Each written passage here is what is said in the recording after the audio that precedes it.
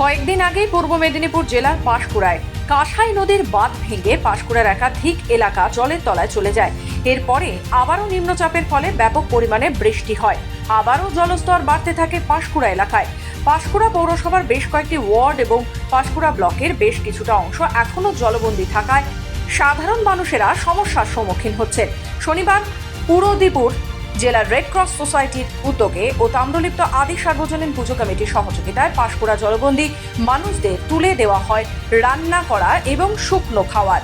এদিন উপস্থিত ছিলেন তমলুকের মহকুমা শাসক দীপেন্দু মজুমদার, পাঁশকুড়ার বিডিও অমিত কুমার মণ্ডল, পূর্ব মেদিনীপুর জেলার রেড ক্রস সোসাইটির সাধারণ সম্পাদক তথা তাম্রলিপ্ত পৌরসভার চেয়ারম্যান দীপেন্দ্র নারায়ণ রায় সহ তাম্রলিপ্ত পৌরসভার একাধিক কাউন্সিলররা। এদিন শুকনো খাবার দেওয়ার পাশাপাশি তাম্রলিপ্ত পৌরসভার উদ্যোগে একটি মেডিকেল ক্যাম্পেরও আয়োজন করা হয় এবং স্থানীয় মহিলাদের হাতে তুলে দেওয়া হয় স্যানিটারি ন্যাপকিনও। শুধুমাত্র খাওয়ার নয়, এলাকা থেকে জল নিকাশি করে জল বের করার বন্দোবস্ত করতে হবে, এমনটাই দাবি স্থানীয় বাসিন্দাদের। খাবার দিয়ে আমাদের এখানে খাবার দিলেও কোনো সমস্যার সমাধান হবে না। আমাদের মেন উদ্দেশ্যে জলটা বার করুন।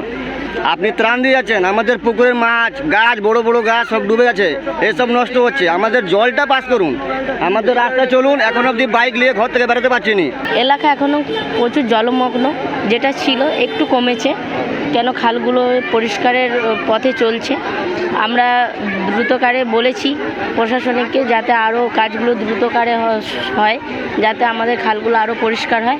এলাকাবাসীরা খুব জলমগ্ন ছিল, তাই তমলুক পৌরসভা থেকে এনারা এসেছেন ত্রাণ দিতে। ওনারা খাওয়ার, মেডিসিন, জল, নানান ধরনের জিনিস বাচ্চাদের নিয়ে এসেছে। তাই আমরা ওনাদের দিকে সহযোগিতা করছি, যাতে এলাকার মানুষরা আরও ভালোভাবে পায় এবং প্রত্যেক মানুষ পায়, কেন সবই তো জলমগ্ন। আর এখানে আমাদের ক্যাম্প চলছে, ত্রাণের ক্যাম্প এখনও হয়তো চলবে। এখনও তো জলমগ্ন অনেকগুলো গ্রাম ডুবে আছে। তাই আমরা দেখছি যে কিভাবে কি আরও সহযোগিতা করা যায়। আমরা এখানে গ্রামে এসেছি রেড ক্রসের পক্ষ থেকে। এখানে এসডিও সাহেব রয়েছেন, এখানকার সভাপতি রয়েছেন, আমাদের ভাইস চেয়ারপারসন রয়েছেন, সবাই রয়েছেন।